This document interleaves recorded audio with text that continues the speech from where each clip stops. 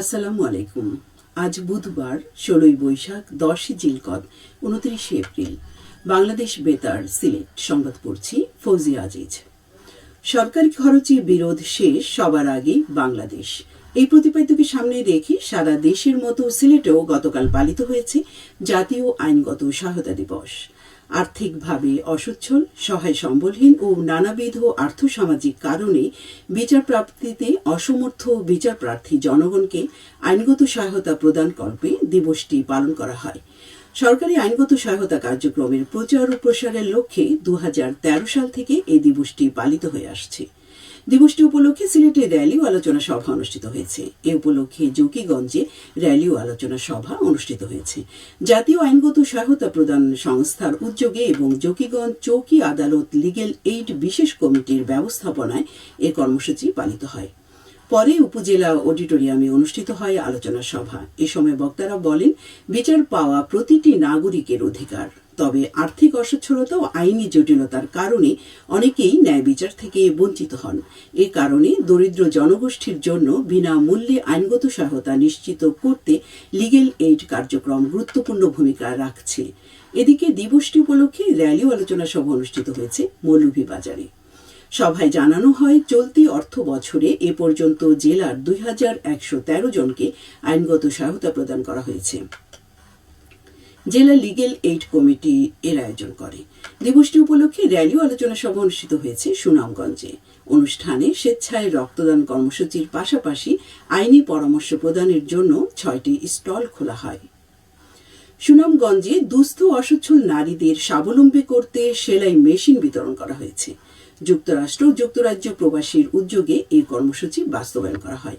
গতকাল সুনামগঞ্জ সমবায় কার্যালয়ে আয়োজিত অনুষ্ঠানে দরিদ্র নারীদের মাঝে সেলাই মেশিন হস্তান্তর করা হয়। এছাড়া নারীদের প্রশিক্ষণের সুবিধার্থে বাংলাদেশ ক্ষুদ্র ও কুটির শিল্প কর্পোরেশন অনুমোদিত AR টেইলার্স অ্যান্ড গার্মেন্টসের কাছেও ২টি সেলাই মেশিন প্রদান করা হয়।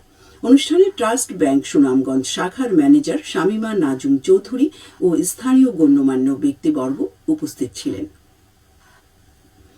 সুনামগঞ্জে BSTI এর অনুমোদন ছাড়া পণ্য বিক্রির দায়ে ২ প্রতিষ্ঠানকে ৬০,০০০ টাকা জরিমানা করা হয়েছে। গতকাল জাতীয় ভোক্তা অধিকার সংরক্ষণ অধিদপ্তর সুনামগঞ্জের যৌথ অভিযানে এ জরিমানা করা হয়। অভিযানে নতুন পাড়ার লোকনাথ এন্টারপ্রাইজকে ৫০,০০০ টাকা এবং জয়মা কালী স্টোরকে ১০,০০০ টাকা জরিমানা করা হয়। জাতীয় ভোক্তা অধিকার সংরক্ষণ আইন ২০০৯ এর ৩৭ ও ৪৫ ধারায় এই দণ্ড দেয়া হয়।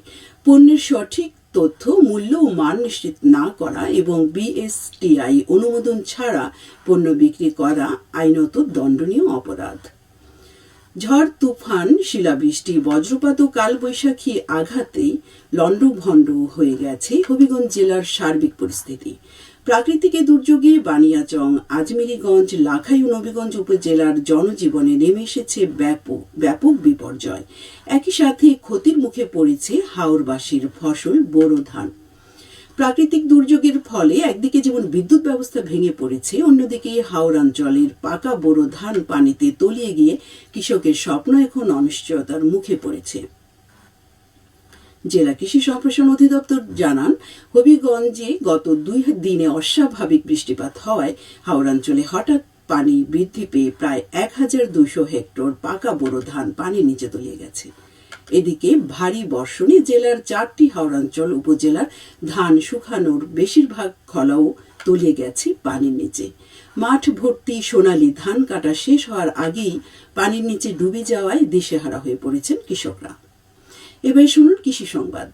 সুনামগঞ্জের মধ্যনগর উপজেলায় পাহাড়ি ঢলের পানির চাপে একটি খালের বাঁধ ভেঙে ইকরছড়ি ও অ্যারনবিল হাওরের ফসলি জমি প্লাবিত হয়েছে।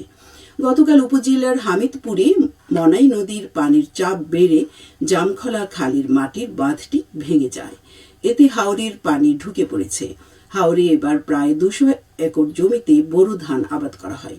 এর মধ্যে অর্ধেক জমির ধান কাটা হলেও অবশিষ্ট ফসল ঝুঁকির মধ্যে পড়েছে।